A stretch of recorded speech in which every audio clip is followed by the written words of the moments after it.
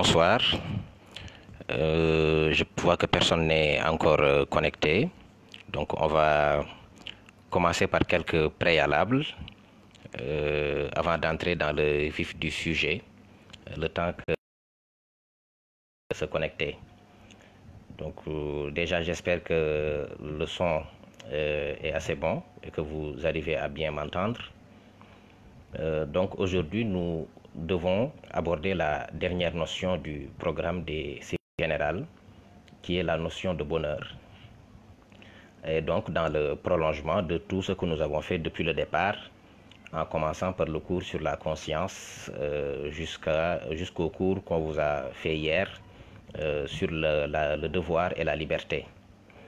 Donc, nous allons conclure le programme aujourd'hui.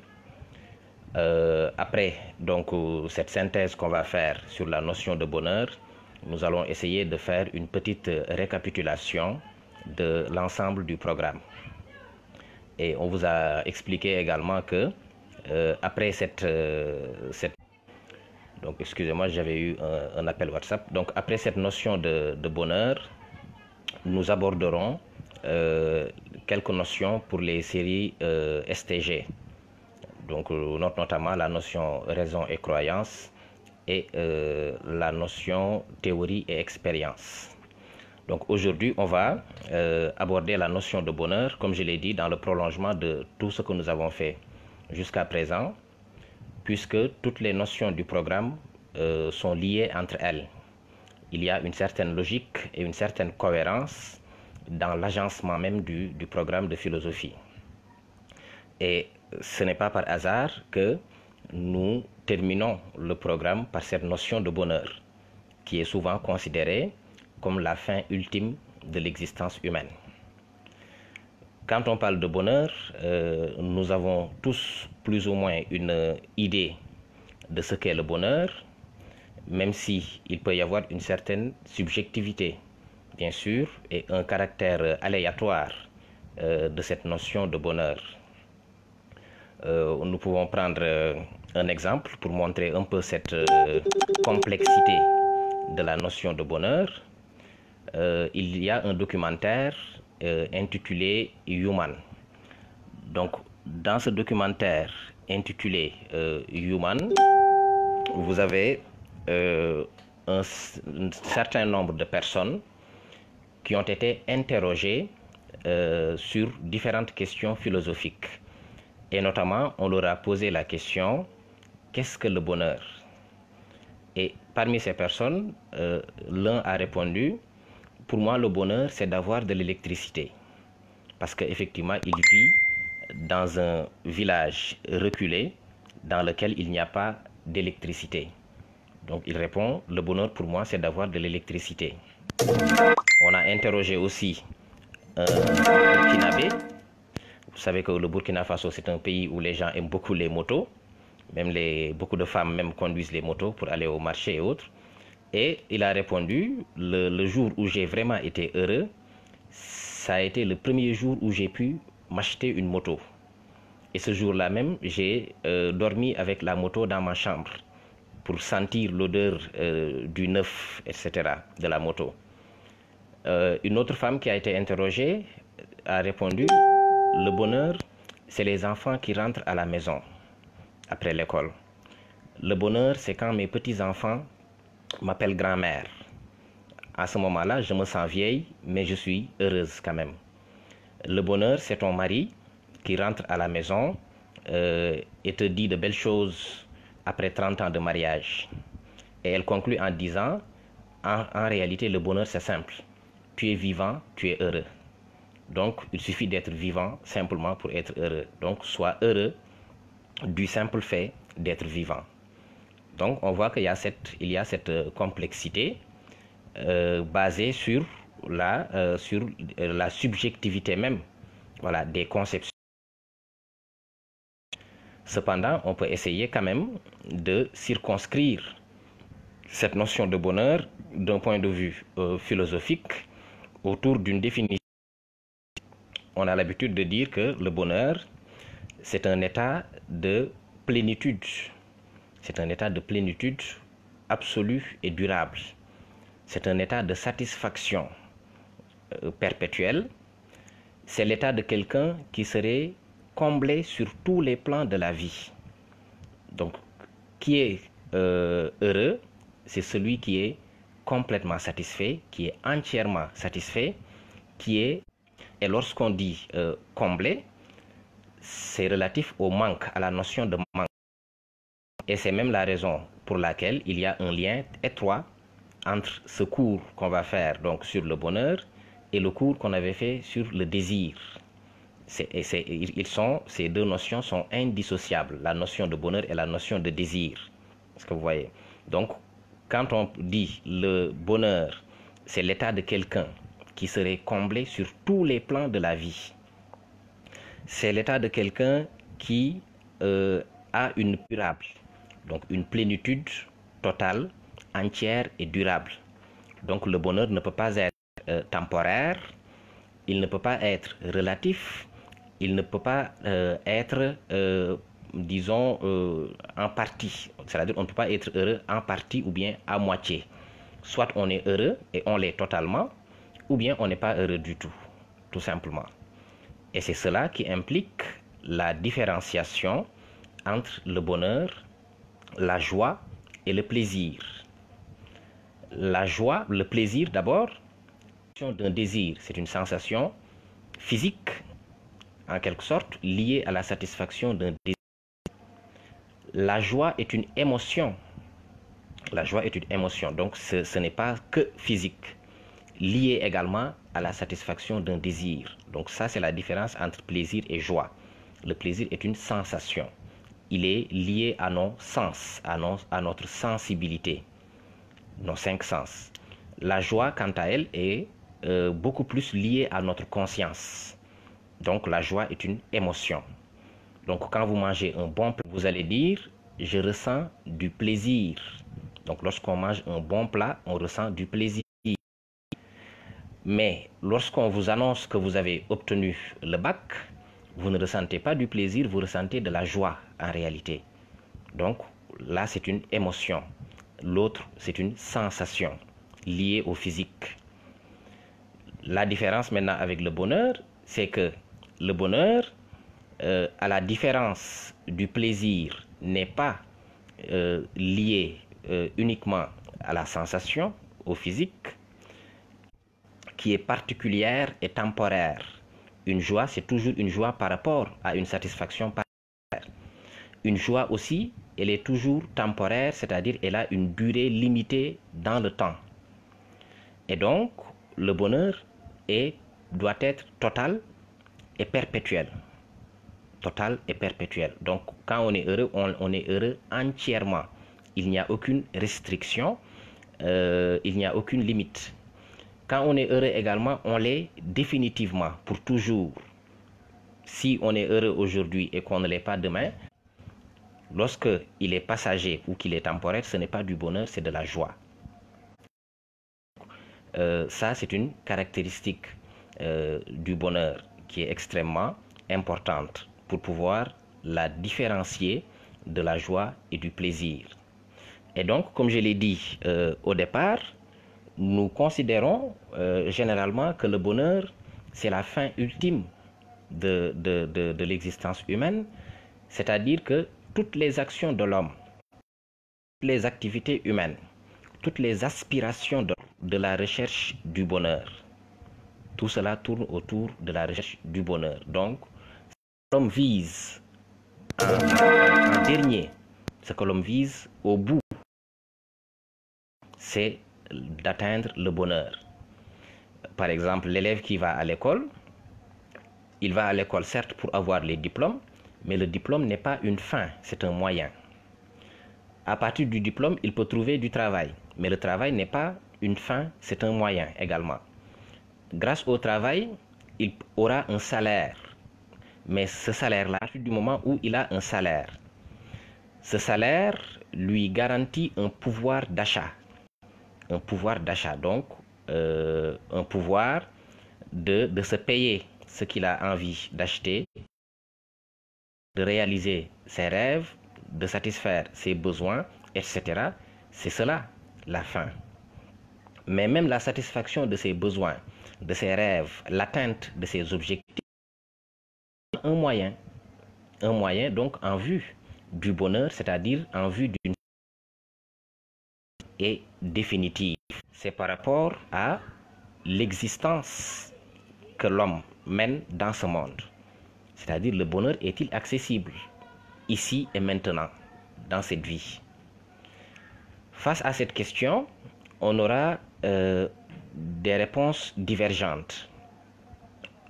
D'une part, un certain nombre de philosophes nous diront que le bonheur est inaccessible à l'homme.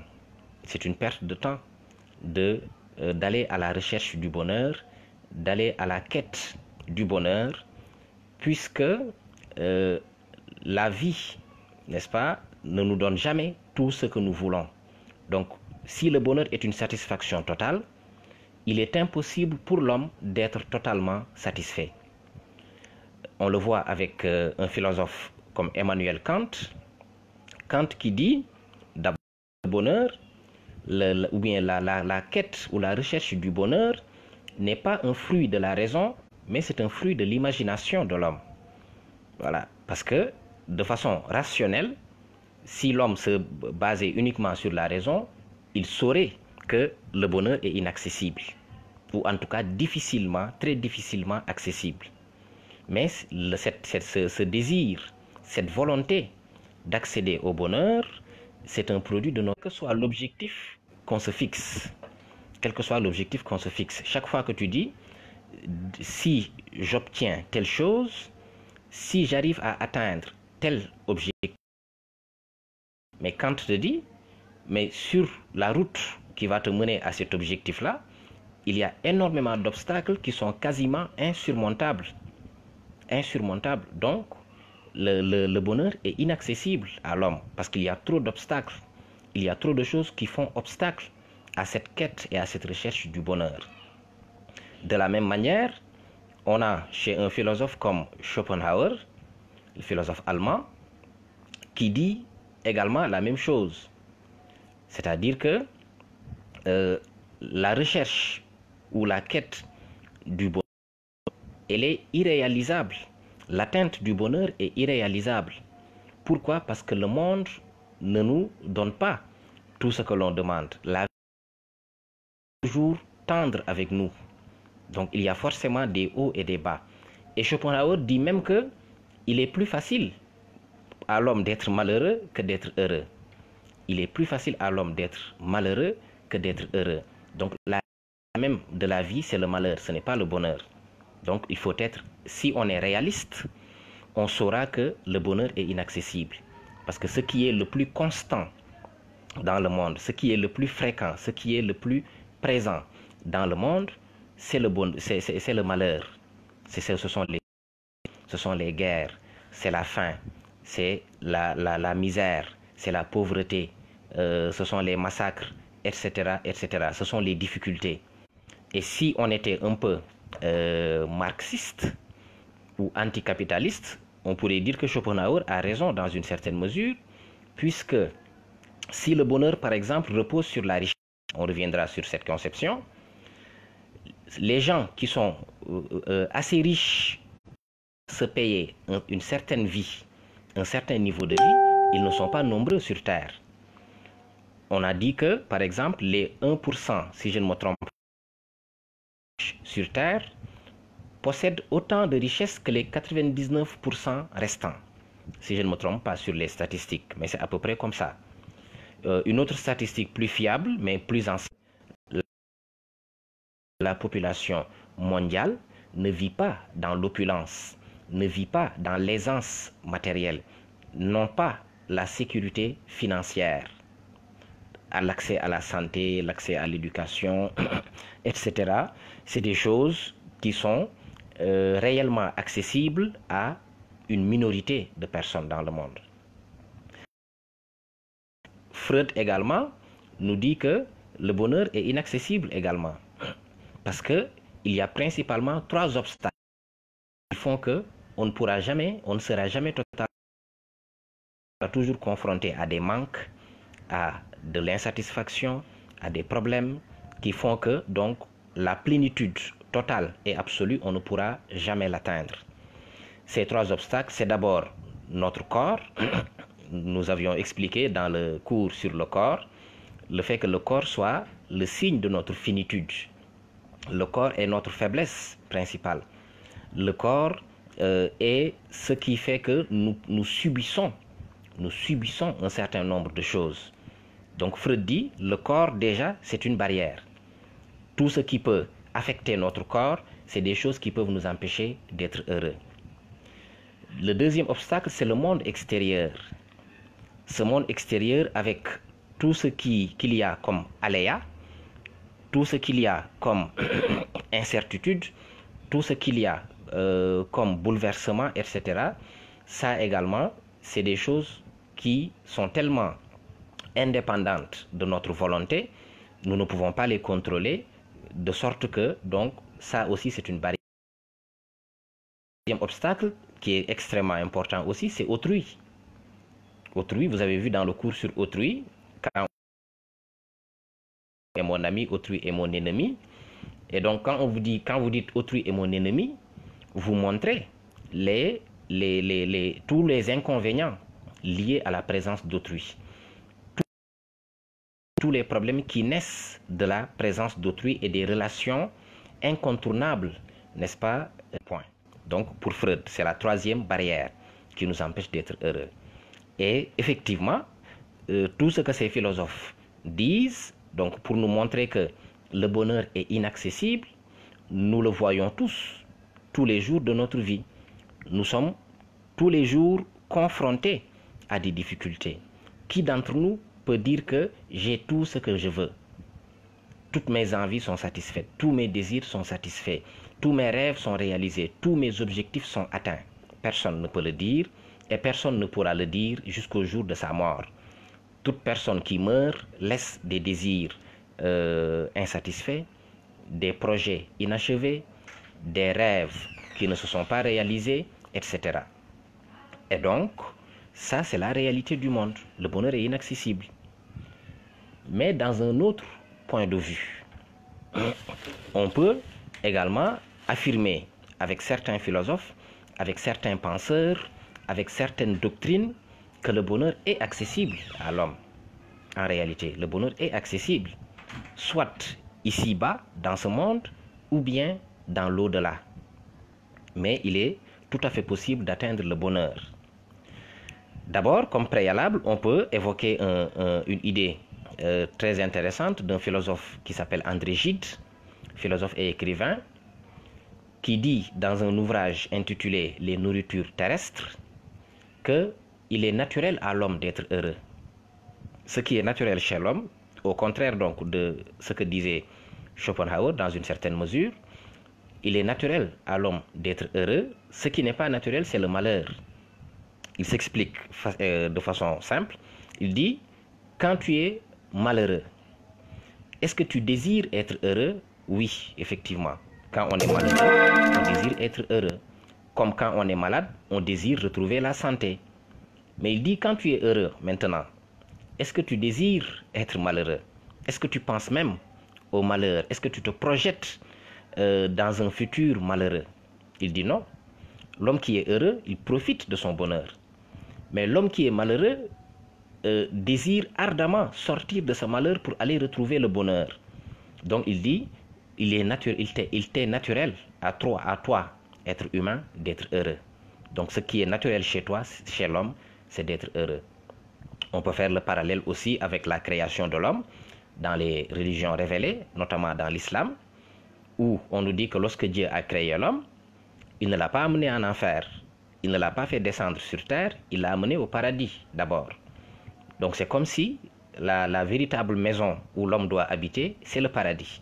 Et le paradis, c'est un lieu de bonheur, tel qu'on nous l'a décrit. Donc c'est par accident, dans le sens philosophique du terme, que l'homme a dû quitter le paradis pour descendre sur terre. Mais la maison naturelle de l'homme, c'est le paradis, c'est-à-dire c'est un lieu de bonheur. Donc déjà, on a une vision beaucoup plus optimiste que celle précédente, sur la question de l'accessibilité du bonheur. Et dans ce courant maintenant, dans cette mouvance, dans ces courants de pensée qui sont favorables à l'idée selon laquelle nous pouvons accéder au bonheur, que l'homme peut être heureux, on peut citer quelques-uns dont on avait déjà parlé, comme je vous l'ai dit dans le cours sur le désir, parce qu'il y a toujours cette proximité entre les deux notions. On avait évoqué une philosophie développée par le personnage de Calliclès dans un ouvrage de Platon. Le personnage de Calliclès qui qui affirmait que le bonheur est dans la satisfaction de tous les désirs. Il faut, comme on le dit, lâcher la bride à nos désirs. Il faut laisser nos désirs s'exprimer. Il faut donner libre cours à nos désirs. Il faut toujours répondre à l'appel du désir. Il faut toujours répondre à l'appel du désir, au mépris de la morale, au mépris de l'éthique, au mépris de la justice. Il faut toujours répondre à l'appel du désir. Il faut toujours aller dans le sens de nos désirs. Donc, aller dans le sens de nos désirs, satisfaire nos désirs à chaque fois que nous les ressentons ou que nous les éprouvons, c'est le meilleur moyen pour être heureux, d'après le personnage de Calliclès. Dans le même sens, j'avais évoqué brièvement aussi cette façon de vivre qu'on appelle le consumérisme. C'est un mode de vie, le consumérisme. On ne peut pas vraiment dire que c'est une philosophie, ce n'est pas une religion également, peut-être une doctrine, mais c'est un mode de vie de façon plus précise. Donc ce mode de vie qu'on appelle le consumérisme, qui repose, comme son nom l'indique, sur la notion de consommation. Donc le consumérisme, c'est un mode de vie qui est en vigueur surtout dans les pays industrialisés, mais pas seulement, et qui implique un mode de vie dans lequel l'individu s'adonne à la multiplication et à la maximisation des désirs et des plaisirs. La multiplication et la maximisation des désirs et des plaisirs. Vous entendez parfois parler de la jet set, par exemple. Dans chaque pays, il y a un groupe ou une catégorie de personnes qu'on appelle la jet set. La jet set, souvent, c'est des gens qui sont riches, ou bien des enfants de riches, ou des enfants de certaines autorités, qui ont beaucoup d'argent et qui utilisent cet argent pour se faire plaisir, en allant dans des boîtes de nuit, en organisant de grosses fêtes, en achetant des produits de luxe très chers, en se donnant du plaisir à travers certaines attractions et certains loisirs, des croisières en mer, des piscines parties, je sais pas, se construire une belle maison avec jacuzzi, piscine, etc. Avoir un garage rempli de voitures de luxe, avoir des montres de marque qui coûtent très cher. Donc, le consumérisme, c'est un mode de vie dans lequel l'individu se complaît dans l'aisance matérielle, l'individu se complaît dans le luxe, l'individu se complaît dans le luxe, se complaît dans le confort, se complaît dans la consommation, dans la dépense excessive, dans le sens du plaisir. Et donc, comme l'exemple que j'ai donné, quand on parle de jet set, la jet set, dans chaque pays, il y en a. Donc, ce sont ces gens-là pour s'adonner à ce mode de vie-là et donc qui vont multiplier les plaisirs à travers donc une consommation très vaste, très diversifiée, une multiplication des désirs et une vie basée sur le luxe, sur l'argent, sur les plaisirs, sur le confort, etc., etc. D'accord? Donc ça, c'est le consumérisme.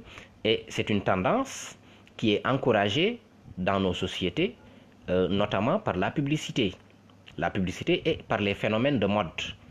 La publicité à la télé, à la radio, sur Internet, qui réussit à pousser des désirs artificiels et à chercher tout le temps à les satisfaire. L'effet de mode également qui est véhiculé par par exemple des célébrités, que ce soit des musiciens, des chanteurs, des footballeurs, des acteurs, pour faire la promotion d'un produit. Et les gens vont se jeter sur ce produit. Ces différentes méthodes utilisées par les industries qui ont besoin de cette consommation pour s'enrichir, pour pousser les gens donc à s'adonner à ce mode de vie. Un footballeur comme pétrodollar, donc c'est des gens qui sont extrêmement riches grâce à l'argent du pétrole, et il y en a beaucoup également qui ont ce mode de vie. Après le consumérisme, on peut aussi évoquer une sorte de philosophie qui va quasiment dans le même sens. C'est une philosophie qu'on retrouve par exemple dans les écrits d'un philosophe comme Noailles. Noailles qui préconise en quelque sorte ce que les Grecs ou les Latins, si je ne me trompe, je pense que c'est les Latins, de l'instant, profite de l'instant. Voilà, vis l'instant présent. C'est comme ça qu'il faut vivre l'instant présent. Ne te préoccupe pas trop du futur, ne sois pas dans l'inquiétude et l'appréhension perpétuelle du futur, ne sois pas dans les regrets et les remords à l'égard du passé. Parce que dans ce cas, tu serais écartelé entre un passé qui est déjà parti, qui n'est plus là, et un futur qui ne sera jamais là. Parce que quand le futur sera là, on l'appellera le présent. Donc, ne t'inquiète pas trop du futur. Concentre-toi sur... Donc, on peut limiter donc, cette tendance-là à ces quelques exemples que j'ai évoqués. Il y a maintenant d'autres philosophies qui affirment également que le bonheur est accessible, mais dans une perspective de satisfaction des désirs, plus maîtrise, de contrôle ou même de rejet des désirs. J'avais dit, je rappelle brièvement, j'avais dit que l'épicurisme est une grecque qui préconise une hiérarchisation des désirs. Nous devons rationaliser notre conception des désirs et des plaisirs, parce que tous les plaisirs ne sont pas pareils. Il y a différentes catégories de plaisirs. Et pour les épicuriens, il faut le savoir, le plaisir est le but de la vie. L'homme doit rechercher le plaisir. Mais dans cette recherche du plaisir, engendre pour nous plus de plaisir, mais d'autres plaisirs engendrent pour nous de la souffrance. Donc, souffrance, c'est un plaisir qu'il ne faut pas rechercher. Puisque l'objectif, c'est le plaisir, donc si je vais de la souffrance, la finalité, ce sera la souffrance. Donc je ne dois pas rechercher ce plaisir-là. Je ne dois privilégier que les plaisirs qui favorisent, qui vont perpétuer le plaisir. Pourquoi? Parce que le bonheur, c'est ce que les Grecs appellent l'ataraxie. Une limitation de nos désirs basée sur la reconnaissance ou bien la distinction entre ce qui dépend de nous et ce qui ne dépend pas de nous. Si nous désirons ardemment des choses qui ne dépendent pas de nous, nous risquons d'être malheureux parce que ça, c'est le hasard. C'est complètement aléatoire ce qui se passe et qui ne dépend pas de nous. C'est destiné, etc. C'est tout ce qui arrive dans notre vie et qui est à notre volonté. Les stoïciens disent ces choses-là, pour ne pas être malheureux, ces choses-là, tu les laisses entre les mains des dieux. Toi, occupe-toi. Ce qui dépend de toi, ce sont tes pensées, ce sont tes intentions, ce sont tes actes. C'est le fait d'être juste ou injuste, le fait d'être bon ou mauvais. Tout cela, ça dépend de toi. Donc ça, tu peux t'en occuper dans le sens qui sera le mieux pour ton bonheur. Ne dépend pas de toi, laisse-le entre les mains des dieux et accepte-le tel qu'il est. Accepte-le tel qu'il est. Comme le disait Descartes, au lieu de vouloir, je dois, changer mes désirs plutôt que l'ordre du monde. Parce qu'on ne peut pas changer l'ordre du monde. Je dois changer mes désirs plutôt que l'ordre du monde. Parce que lui-même, Descartes, qui faisait le rêve que l'homme deviendra un jour maître et possesseur de la nature, c'est encore le cas. Et que une grande partie de ce qui se passe dans le monde et des choses qui arrivent dans notre vie échappent complètement à notre volonté. Donc, ces choses-là, si je ne les accepte pas, si j'essaie de me rebeller ou de me révolter contre cette fatalité-là, je ne fais que accroître mon malheur. Un être proche, on peut pleurer toutes les larmes de son corps, ça ne le ramènera pas. Voilà, de les accepter dans son cœur et dans son esprit, pour ne pas en souffrir. C'est dans le même sens aussi que Nietzsche développe cette conception qu'on appelle l'amor fati. L'amor fati, c'est-à-dire l'amour de la fatalité. L'amour de la fatalité, il faut aimer la vie que tu as.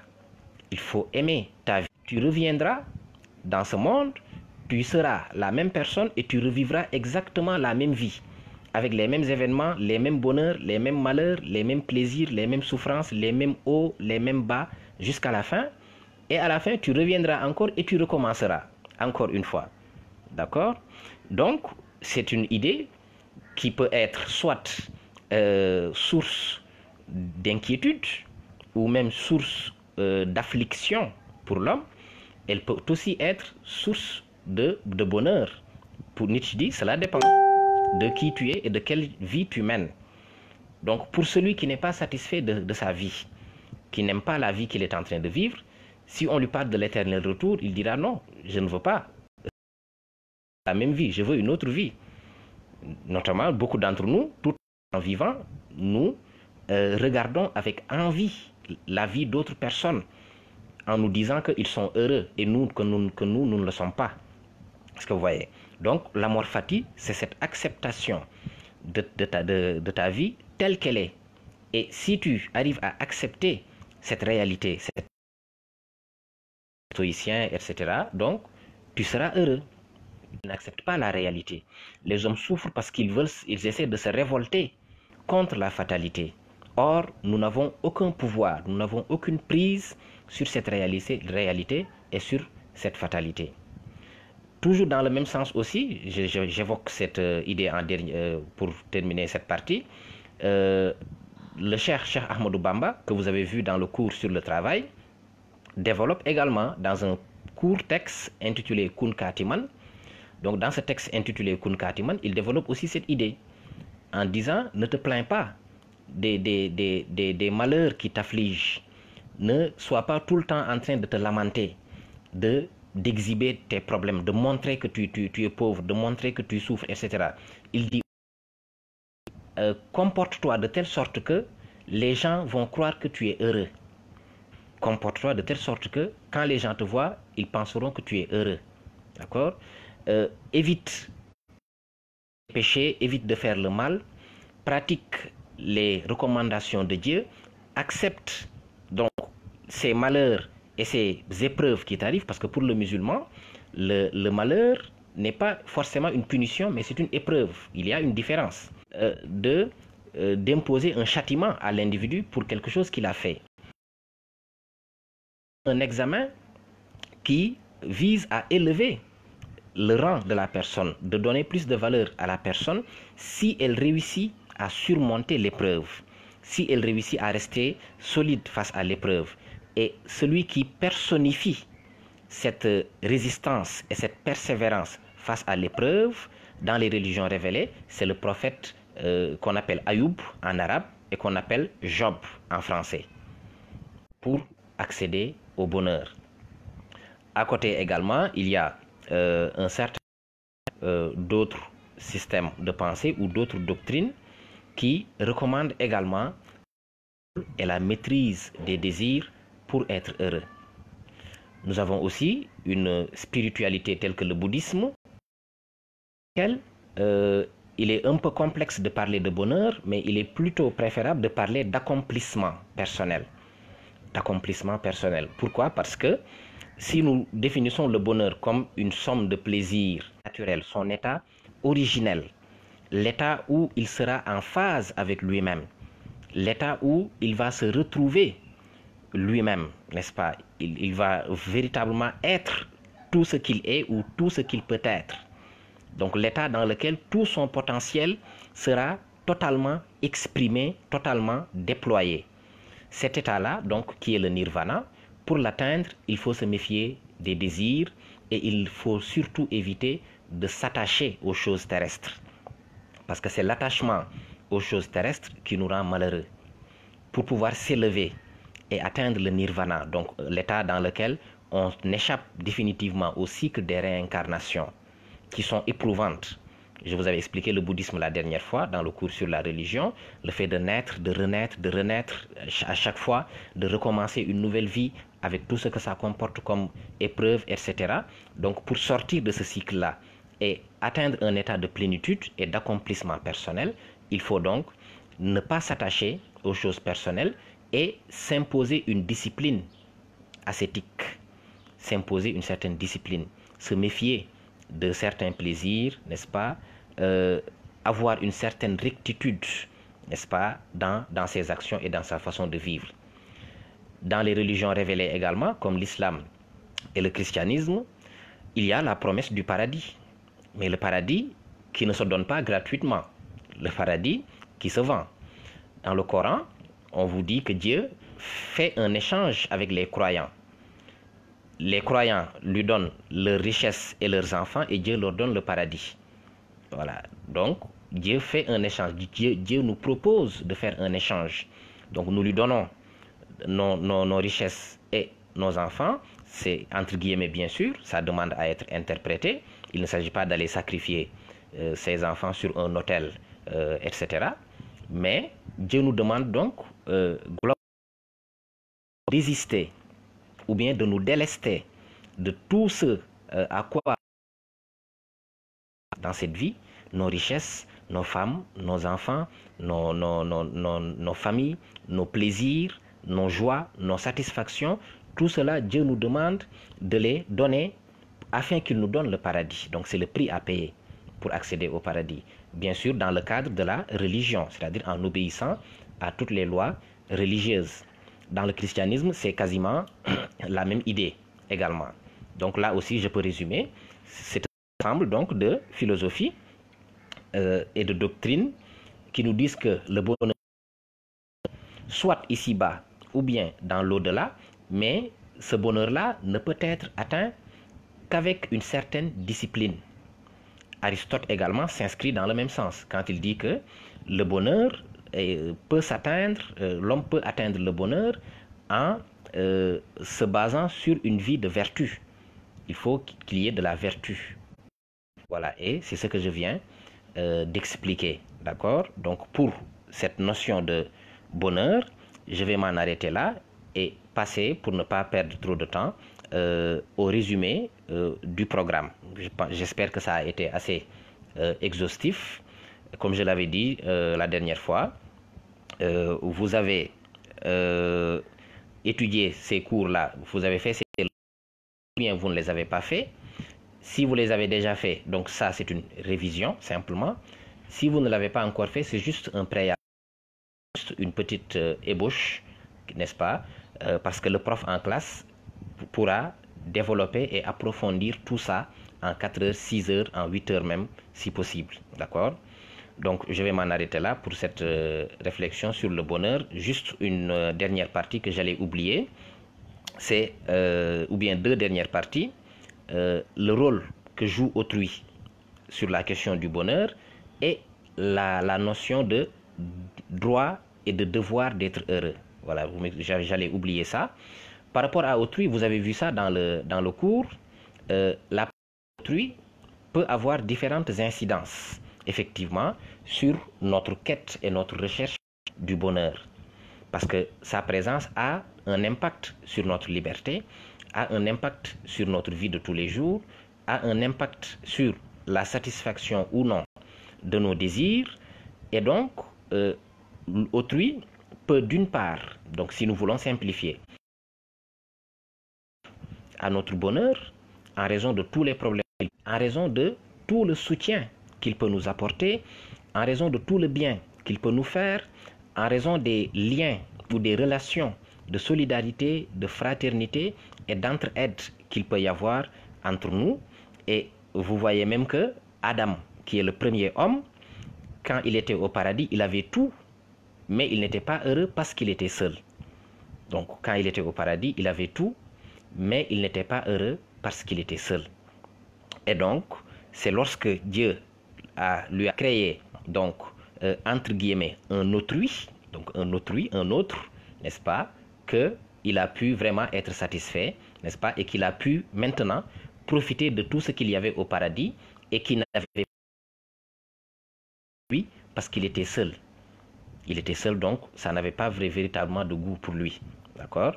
Je passe à la dernière. Donc, maintenant, quand on parle de droit et de devoir d'être heureux, le droit d'être heureux, c'est un droit qui est garanti. Déjà, c'est un droit naturel pour tout être humain, comme la liberté.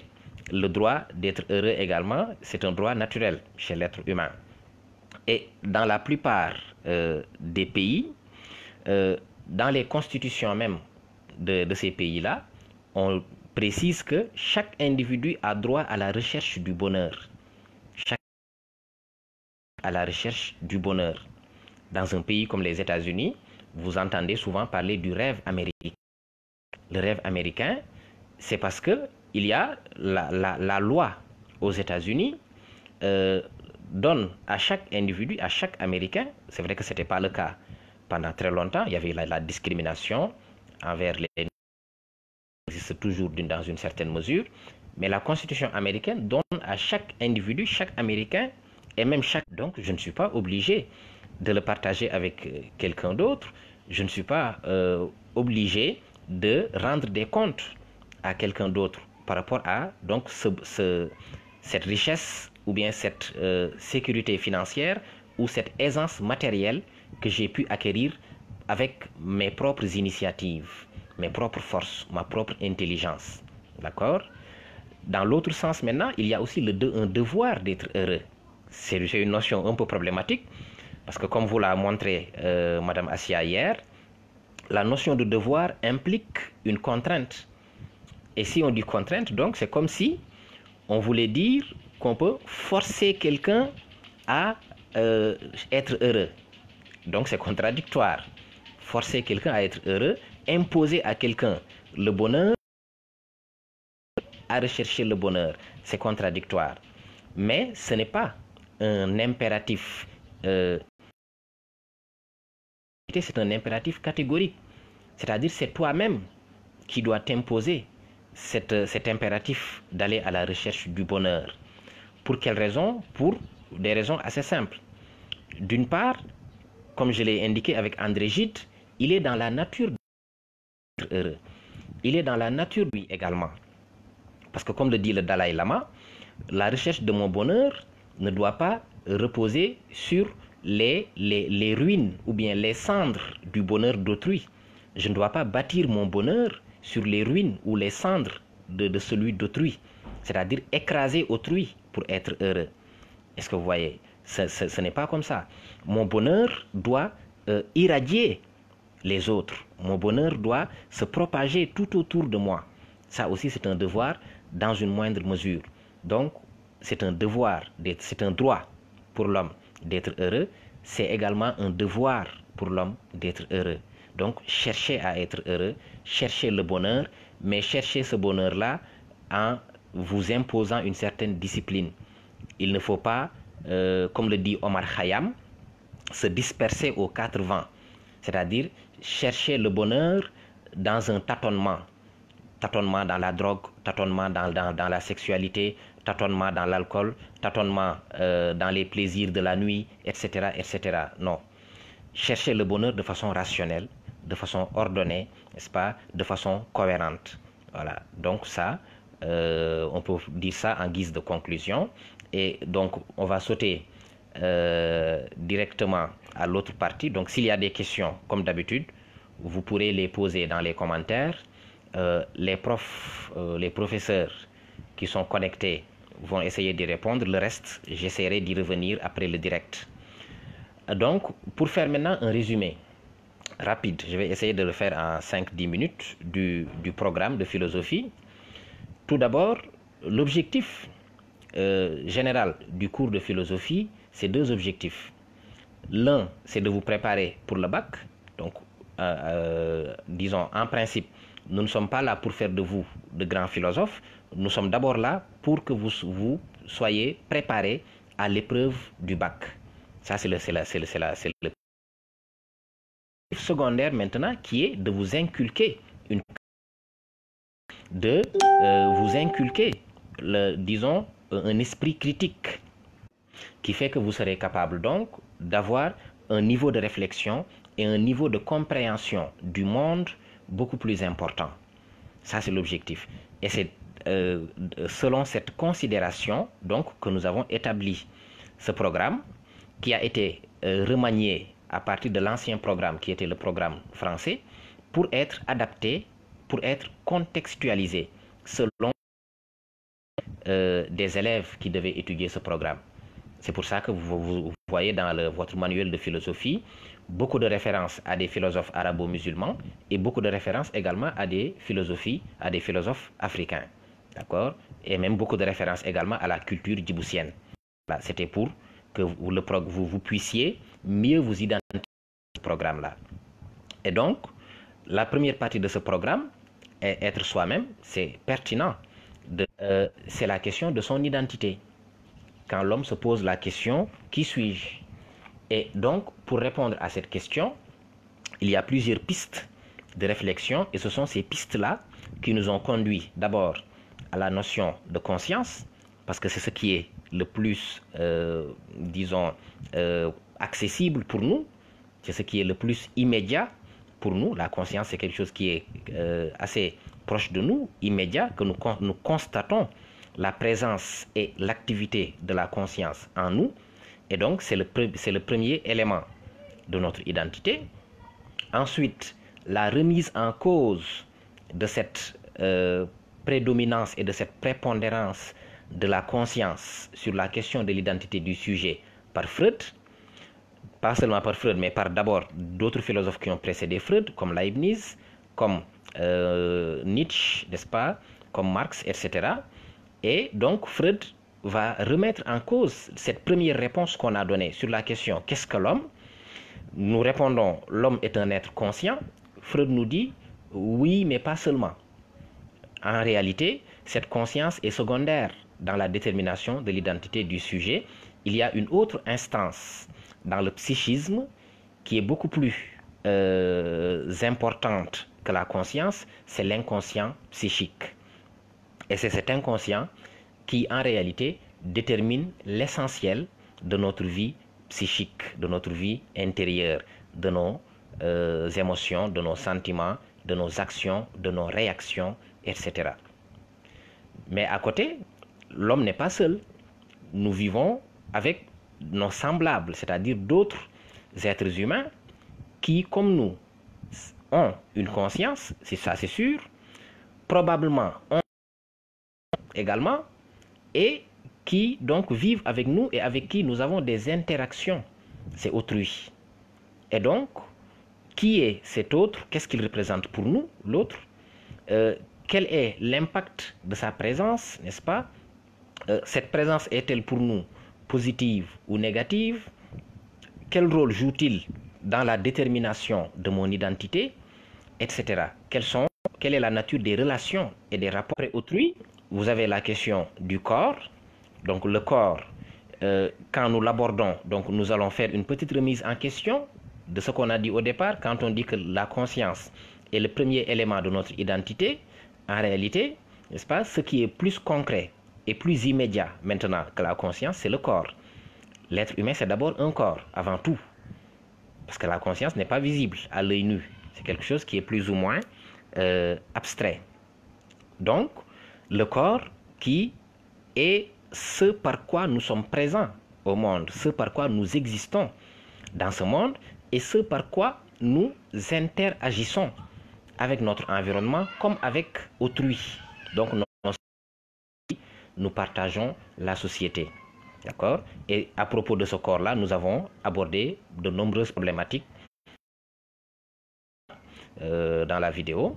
Et enfin, le désir, qui est également un élément essentiel de l'identité du sujet, parce que l'homme est d'abord, c'est vrai, un être de besoin, comme les animaux. Ça, c'est quelque chose que nous partageons avec les animaux.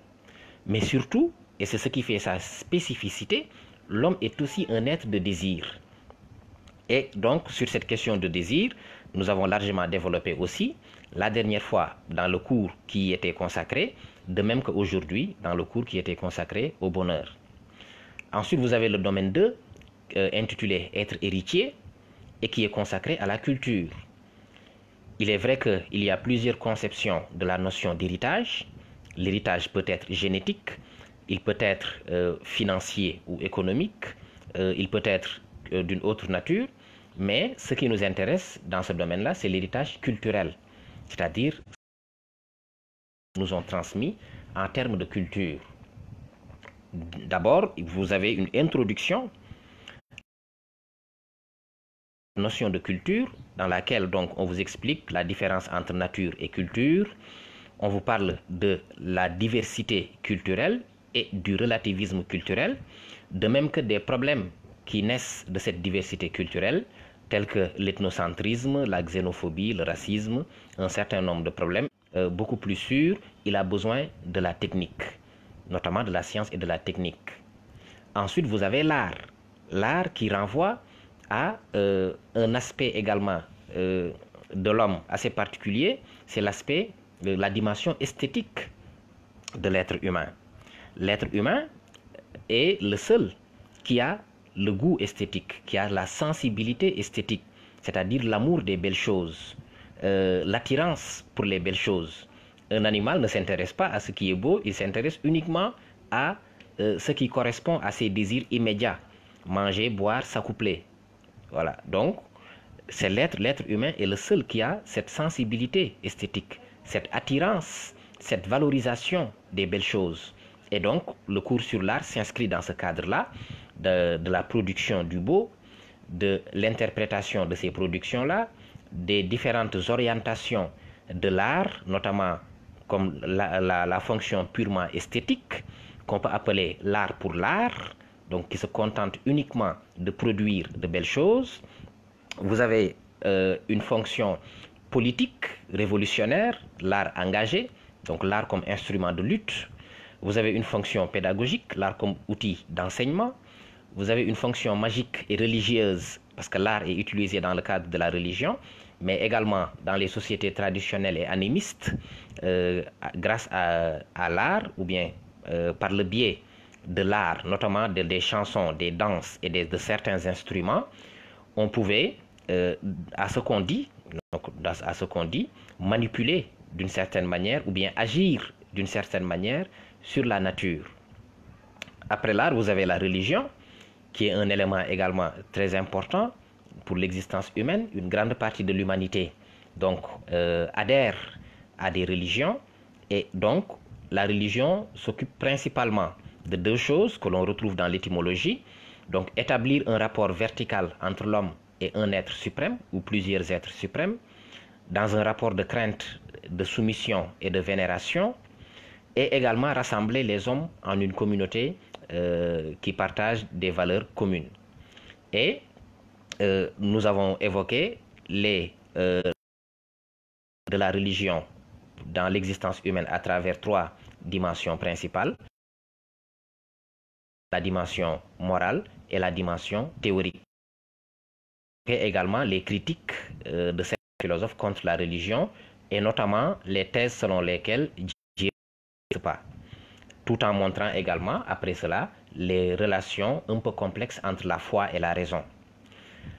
Après la religion, vous avez le cours sur l'histoire, très importante également, qui vous a été bien développé par M. Abdou Aziz, n'est-ce pas, en vous montrant que l'histoire est un élément extrêmement important également de la culture, parce que si on peut parler d'héritage culturel ou bien de patrimoine culturel, c'est surtout grâce à la connaissance de l'histoire.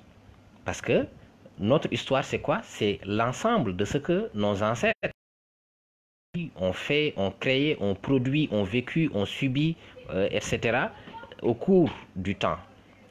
et que donc ces événements, ces faits ont été conservés et transmis à travers les générations. Donc ça, c'est un patrimoine culturel pour nous.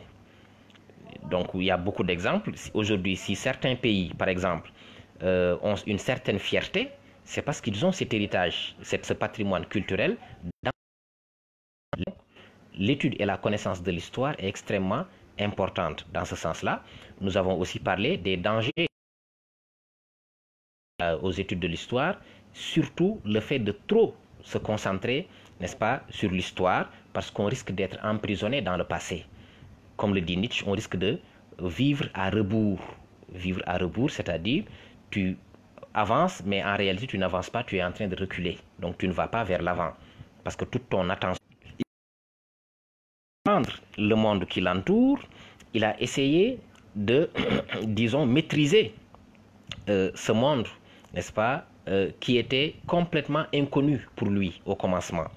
Nous l'avions dit comme avec Aristote, qui dit que la science naît de l'étonnement. Donc c'est parce que l'homme s'est étonné devant tous les phénomènes et tous les éléments de la nature qui étaient totalement inconnus pour lui que la production de la science a pu commencer. Et donc dans ce domaine 3, donc consacré à la recherche de la vérité, on a fait le cours sur la science et la technique, n'est-ce pas? La science qui est une discipline ou bien une activité intellectuelle consacrée globalement à la recherche de la vérité, même si il y a des détails explicatifs, mais globalement, ce que cherche la science cherche la vérité. D'accord? La technique, ce n'est pas le cas. La technique est beaucoup plus orientée vers la pratique, c'est-à-dire la transformation et la maîtrise de la nature. Donc on a fait ce cours-là sur la science et la technique, en montrant c'est quoi la science et c'est quoi la technique, en montrant comment ces deux activités ont évolué à travers le temps, en montrant tous les avantages qu'ils ont. Également un cours sur la démonstration qui peut être considérée de prime abord ou bien à première vue comme la meilleure méthode scientifique pour accéder à la vérité, puisqu'elle nous conduit à des vérités objectives. Le raisonnement démonstratif aboutit à des conclusions nécessaires. Des conclusions nécessaires. Vous l'avez vu avec la logique aristotélicienne, vous l'avez vu également avec les mathématiques. D'accord? Également, on a évoqué dans ce cours sur la démonstration les principes sur lesquels repose la démonstration, notamment les 3 principes, tiers exclu, principe de non-contradiction, principe d'identité. Et également, on vous a montré les limites du raisonnement démonstratif. Donc, limites liées notamment au caractère purement formel du raisonnement démonstratif. C'est un raisonnement, n'est-ce pas, et donc qui est incapable en réalité de traduire toute la réalité. On vous a fait l'interprétation avec M. Laïga. Donc dans cet exposé aussi, on vous a montré donc c'est quoi l'interprétation, qu'est-ce que l'interprétation. On a essayé de définir l'interprétation qui est valable ou applicable dans différents domaines. Dans le domaine scientifique, on interprète, et même dans nos rapports avec autrui, n'est-ce pas, on interprète les actes, les paroles, du visage même, on les interprète. D'accord? Et donc, on vous a montré l'importance de l'interprétation, la valeur de l'interprétation qui peut être active dans des domaines où la démonstration n'est pas active.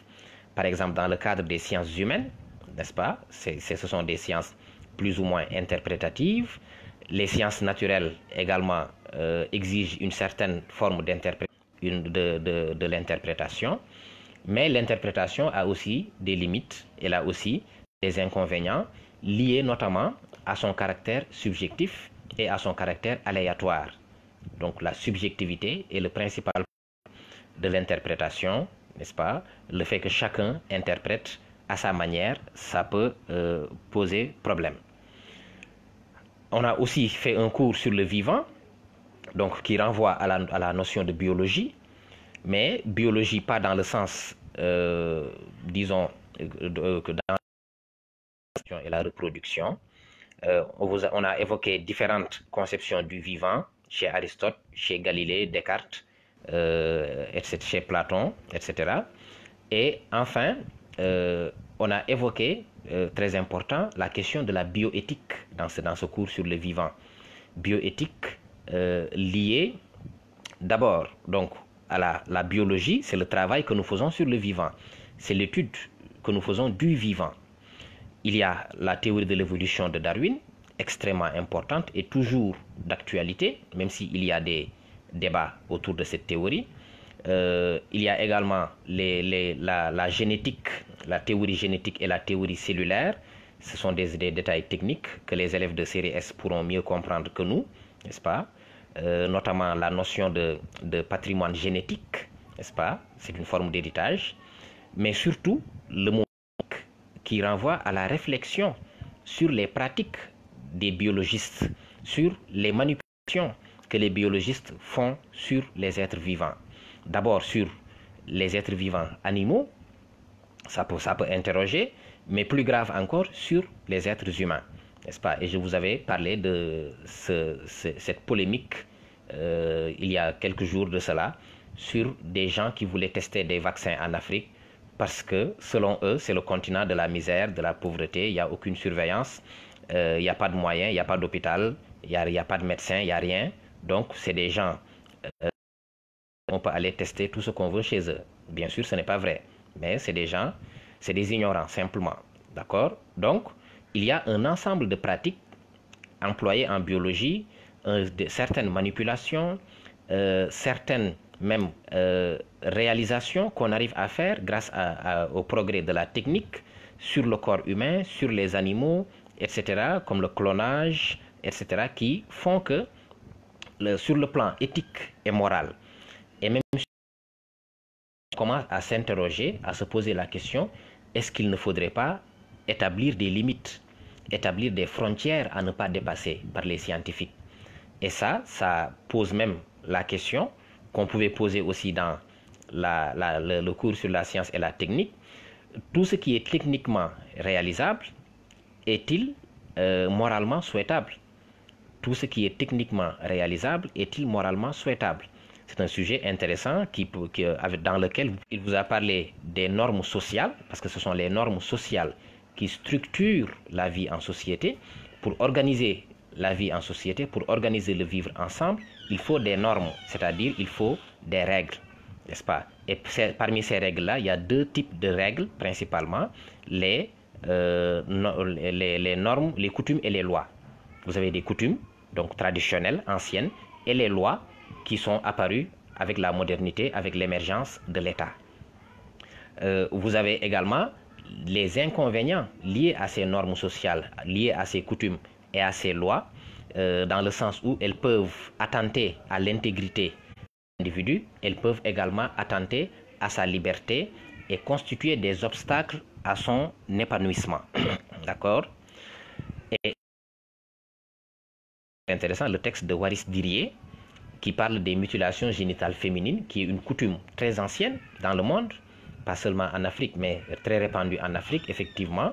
Et elle dénonce dans ce texte-là cette coutume. Alors qu'en général, il y a la coutume solide, elles sont bien ancrées. D'accord?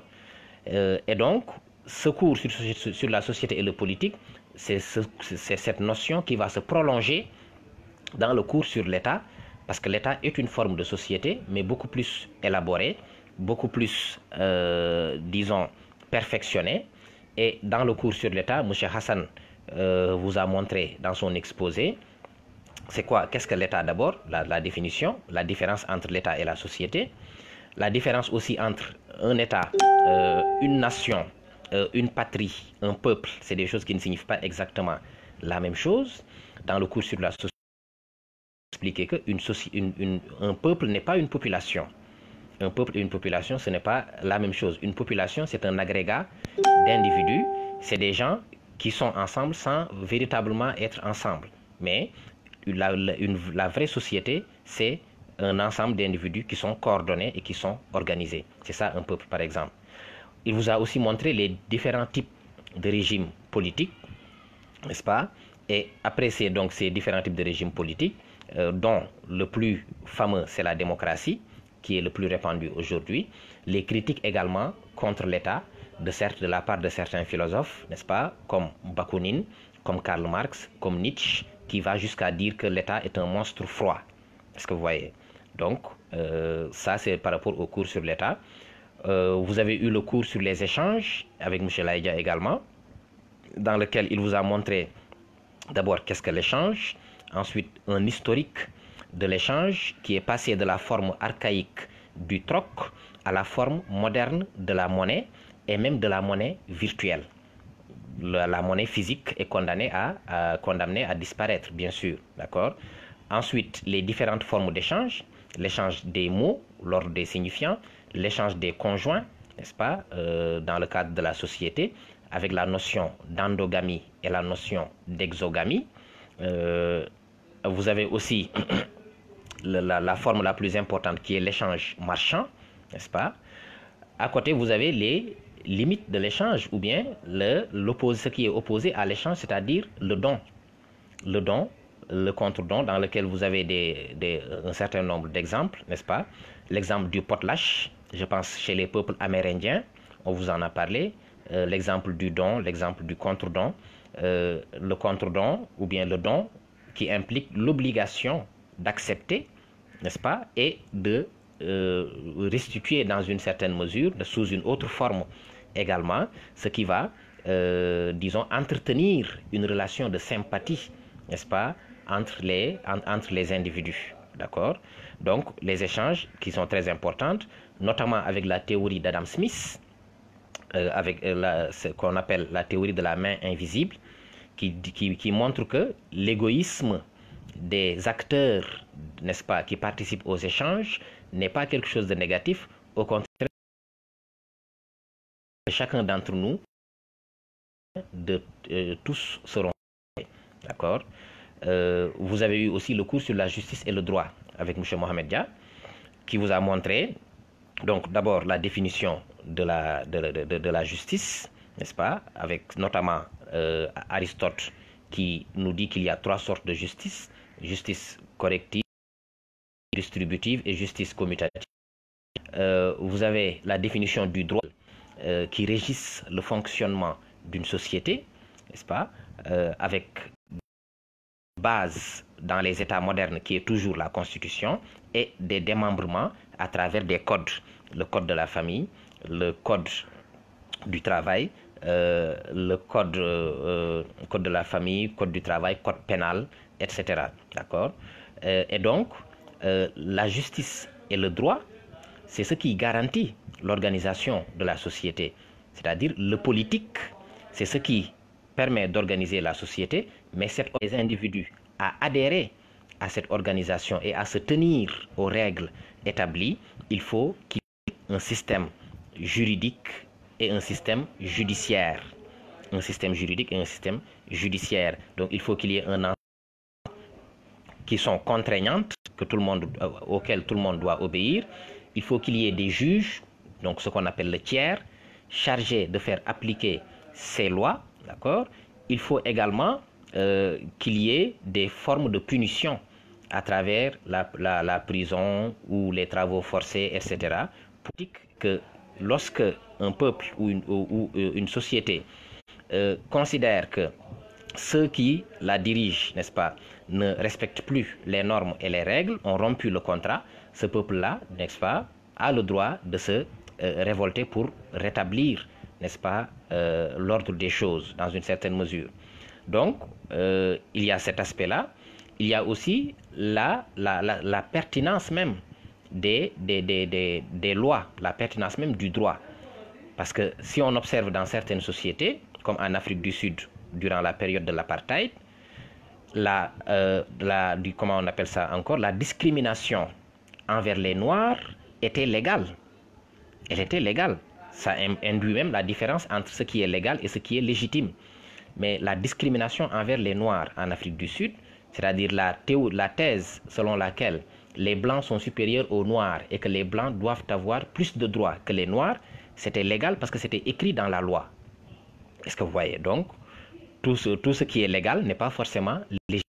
C'est-à-dire tout ce qui est accepté par le droit n'est pas forcément accepté par la justice, n'est pas forcément juste. Donc quelque chose peut être légal, accepté par le droit, sans être légitime, c'est-à-dire acceptable du point de vue de la justice. Donc il vous a expliqué toute cette relativisation-là de la valeur du droit et de la justice. Enfin, le domaine, donc, donc hier, vous avez vu avec Madame Assia la liberté et le devoir, puisque la liberté implique que j'ai la possibilité de faire ce que j'ai envie de faire et que le devoir est toujours une contrainte, c'est une obligation, c'est quelque chose qui s'impose à moi. Et donc quand on parle de devoir, il y a plusieurs sortes de devoirs, n'est-ce pas? Il y a des devoirs sur le plan politique, des devoirs sur le plan social, liés aux coutumes, n'est-ce pas, et à la tradition, des devoirs sur le plan religieux, n'est-ce pas, et ainsi de suite. Donc il y a plusieurs sortes de devoirs, n'est-ce pas? Et ces devoirs-là, n'est-ce pas, s'imposent à l'homme et il a donc l'obligation de les accomplir. Sur la question de la liberté, elle vous a montré que la liberté, si on la définit comme le fait d'agir sans contrainte, c'est-à-dire le fait de pouvoir faire tout ce que je veux, quand je veux, comme je veux, où je veux, ça, ce n'est pas la vraie liberté. La vraie liberté, c'est celle qui existe dans le cadre de la loi. C'est celle qui est circonscrite, celle qui est limitée par la loi. Et donc, comme le dit Rousseau, ma liberté s'arrête là où commence celle des autres. La liberté, c'est le pouvoir de faire permis par la loi, etc. D'accord? Donc, maintenant, dans notre désir de liberté, nous faisons face à un certain nombre de contraintes qui peuvent être biologiques, c'est-à-dire physiquement, tel que mon corps est, il y a des choses que je ne peux pas faire. Ce n'est pas que est-ce que je suis dans une démocratie, etc. Une liberté sur le plan religieux, donc, n'est-ce pas? Et donc, sur tous ces plans-là, la liberté correspond à un ensemble de contraintes, tout simplement. Et ensuite, elle vous a montré le rapport maintenant entre liberté et devoir, qui ne sont pas en réalité opposés, mais la liberté est garantie par le devoir. La vraie liberté, c'est celle qui est garantie par le devoir, c'est celle qui repose sur le devoir. D'accord? Et maintenant, tout cela, l'objectif, c'était que d'arriver à cette notion de bonheur que nous avons traitée avec les différentes parties. Donc, le programme est conçu de telle sorte que, n'est-ce pas, on commence par l'identification de l'homme, qui est l'homme, n'est-ce pas, mais on termine par la fin ultime de la vie de l'homme, c'est-à-dire qu'est-ce que l'homme doit faire de sa vie sur Terre, qu'est-ce qu'il doit faire de son existence sur Terre, qu'est-ce qu'il doit faire de tout ce que Dieu lui a donné. Dieu lui a donné une conscience, un inconscient peut-être. Dieu l'a mis avec ses semblables. Il a des désirs, il a un corps, il a avec un langage, il travaille, il produit de la technique, il a une religion, il produit de l'art, il a une histoire, il développe ou bien il produit de la science, il acquiert des connaissances à travers la science, il organise sa vie en société avec ses... Il a des devoirs qu'il doit remplir, il a un désir de liberté, etc. Mais l'objectif de tout ça, c'est quoi? C'est qu'il faut... Donc, on a l'habitude de faire le cours dans les classes en 2 heures de temps et plus. Donc, parfois, c'est un peu difficile de résumer parce qu'on ne veut rien laisser en rade, mais ce n'est pas possible. Donc, on essaie juste de synthétiser au maximum, n'est-ce pas, afin que les élèves puissent vraiment en